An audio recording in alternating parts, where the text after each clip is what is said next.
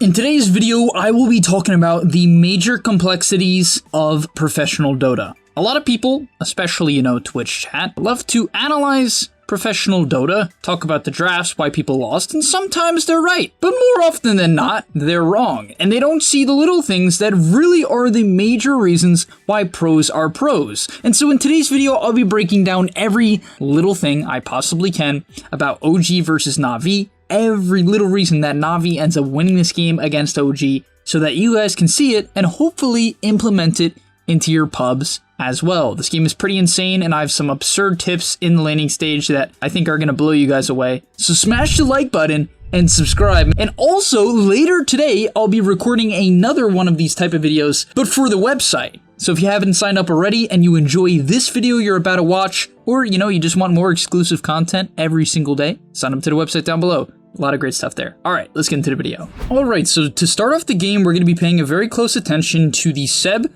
Sox lane, not Sox as Sox, and the Always Wanna Fly and V-Tune lane. Navi ends up winning this lane. I'm not going to say hard, but slightly. And whenever you see a Tree and Jakiro lane, a lane with so much harass potential, so many heals, so many slows, attack speed slows, you would imagine the Tree and Jakiro would win, especially against a hero like Spectre. And the thing is, Navi is able to win this lane because of a few major decisions most players just can't even see, or they don't acknowledge to be the reason that they win the lane. And I honestly believe that OG plays this lane a little bit incorrect in that regard. I think there's some things that they could have done a little bit better in order to prevent the first blood from happening on the Seb, and so let's talk about it. Now that first blood happens around 3 minutes into the game, but the first early waves are still very important. So let's look at this scenario right here.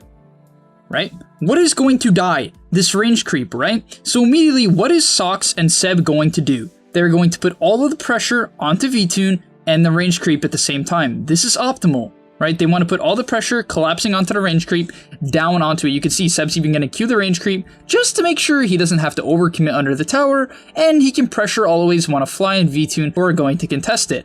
If you ever, and I mean ever, if you ever watch a high MMR game, the most action, the most fights will take place around range creeps. And the reason why this doesn't happen in pubs as nearly as much, it does, but not nearly as much, is because people don't realize how far you actually have to overextend for range creeps, and they don't punish it in pubs. So next time you see someone overcommitting for a range creep, punish it. The reason why Sox and Seb don't here is because they commit both of their spells, which is a requirement. So following things up, the lane kind of just evens out for a while. Neither one of the lanes are at their power spikes. Treant hits his major power spike at level 3 when Leech Seed doubles in damage. Same thing for Grimstroke with his Inkswell. Spectre just slowly gets better. I wouldn't say he hits like some major spike. He kind of just progressively gets stronger, like any other hero in Dota. And same thing with Jakiro though. I feel like Jakiro gets best at level 3 when the Dual Breath doubles in damage. It's quite substantial. So that's kind of what we're waiting on. And you can see just from my analysis there, guys, when is this lane going to get spicy? Around minute 3, right? It's more like minute 2:30, because that's when people hit level 3, right? Before then, I do want to go over another example of range creep securing. I know I stress this in my videos, but people don't take me seriously when I say that you have to commit everything for range creeps. Commit, right? You have to hard commit, and therefore, they commit, once again, the Nature's Grasp and the Q from the Jakiro just to secure the range creep. And because of this, they don't have to overextend for it. And on top of that, now, Seb is allowed to commit his Leech Seed and auto attacks, as well as the Jakiro auto attacks, onto V-Tune, right? And this is, the power of the Treant Jakiro lane. It's such a bad trade for the Spectre, but that's not really where the lane goes out of hand. So right here, this is when the lane gets really bad for OG. And I mean this, I really mean this. This is when the lane gets quite bad. So currently Seb is pulling creep aggro, nothing too insane, secures this melee creep, but Navi is able to secure the range creep right away. And this is bad, right? So I'm going to go back just so everyone can see it. As the lane was meeting, Seb instantly pulled creep aggro, but the Spectre didn't.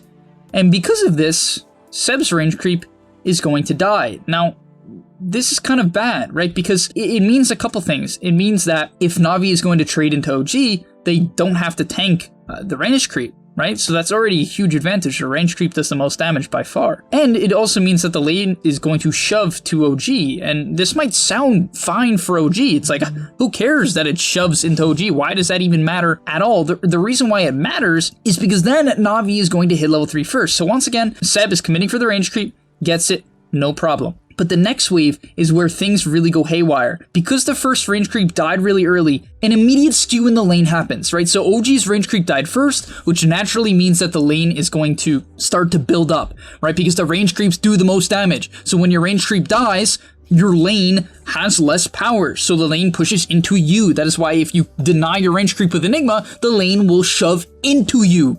Right? So always keep that in mind. If the range creep dies, the lane comes to you. And so the lane starts pushing into OG, and usually this would actually kind of be a good thing. It's like, oh, the lane's gonna come back. OG can static it under their tower and then pressure the Spectre when he has to overextend, when he's away from his tower. But the problem is NAVI is a bunch of professional players, and just based off this little bit of XP difference where the lane shoves into OG, they hit level 3 first. And this is the power spike. Level 3, level 3, level 2, level 2. Also, Seb maybe should have shipped the salve a little bit earlier. I think you could definitely argue that. He ended up shipping out a Mango, Fairy Fire, and Stick. Maybe he should have shipped out a salve instead of these boots earlier on. I also think that could have prevented this, so a bit of a misplay from Seb. There's quite a ways he could have fixed this. Also, you know, not letting his range creep die as early.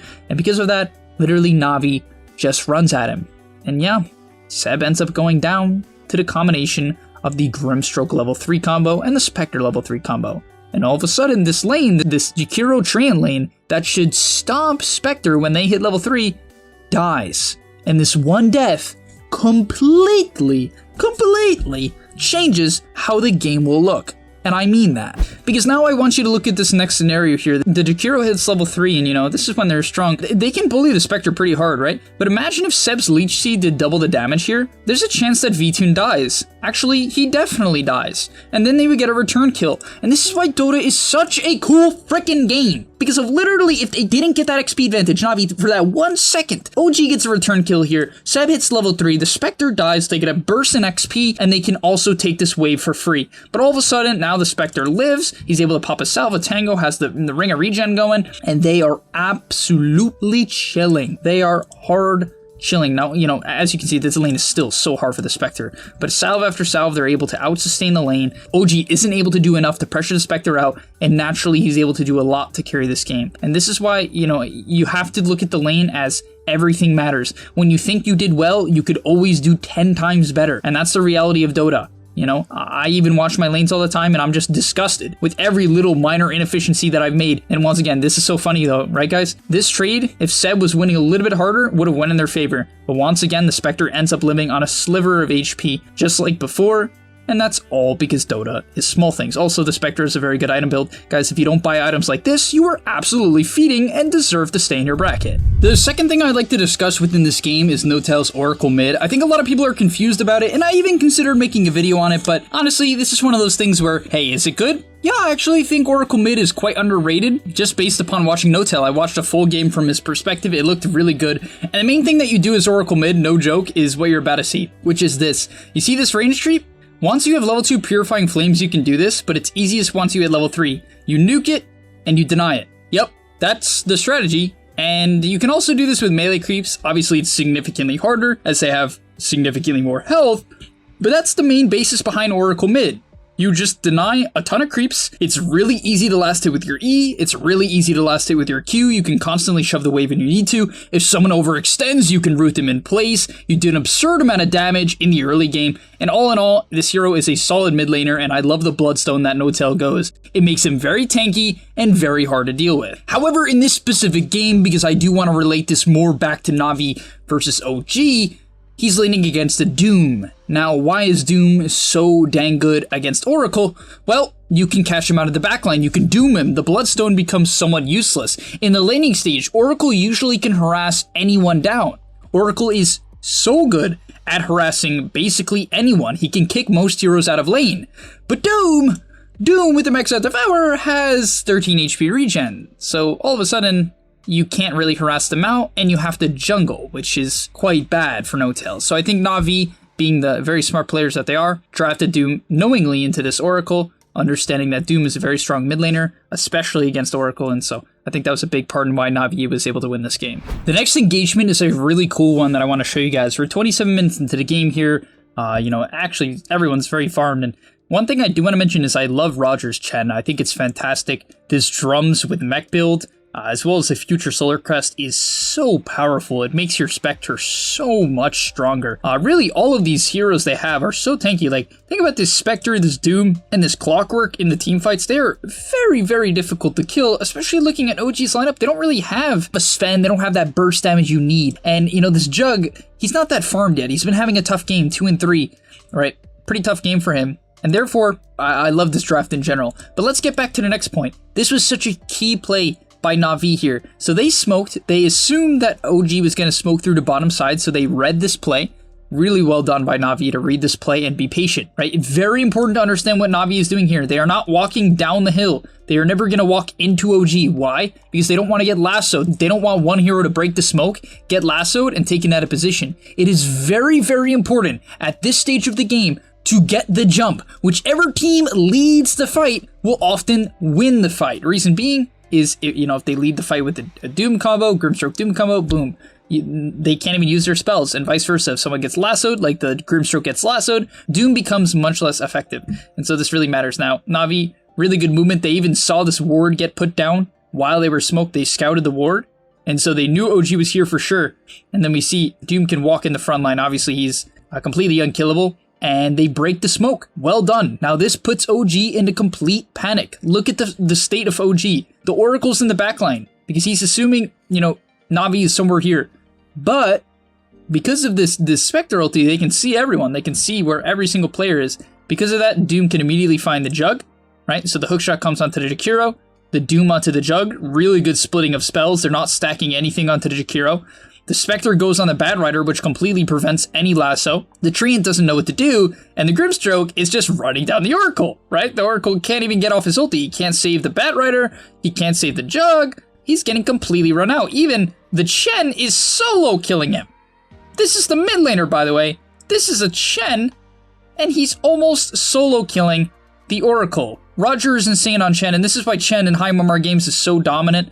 You know, this hero, when played correctly with, you know, something like an Alpha Wolf, Troll Creep, and Penitence, is brutal, especially with that drums on top of that. And then, yeah, the fight just falls apart completely for OG. They couldn't get any spells off. Why? Because they didn't get the jump. They couldn't get the lasso off, as I talked about. The vision game from NAVI was on par there with the Spectre Haunt at the perfect timing to basically expose them, expose their positioning, and yeah, they win the fight because of it. So extremely well done by NAVI. Honestly, that looked like a tier 1 team playing that fight. Like, the jump from the clock was great. The Doom was perfect. The Chen just ruined No-Tail's game. And so yeah, all in all, very well done by NAVI.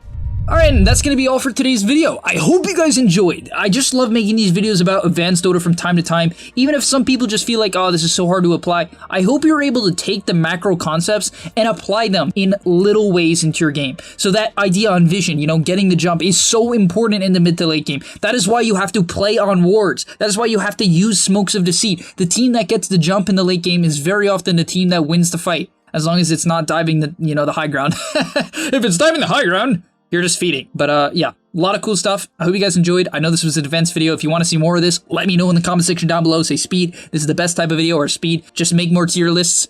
And I'll see you guys in the next one. Peace. Before you leave, just want to say a quick message. If you're trying to get better at Dota, or you just enjoyed that video, I know this is pretty general, and you're going to hear this quite a bit from me.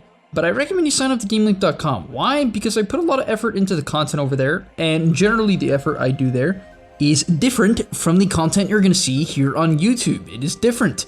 In fact, I usually go a lot more in depth on topics, or into niche topics that help you get to the next level even faster. Because on YouTube, I often have to keep it more mainstream, and that's even why I'm putting it at the end of this YouTube video. That's why this is at the end, because a lot of people just watch 5 minutes, they skip through just for like the dopamine spike. But if you are interested in actually getting better at Dota, I recommend you go to the description down below, get your discount right now by clicking the link, sign up, use the discount code that you're going to see there, and I hope to see you there right now. So click it, and yeah, thanks for watching.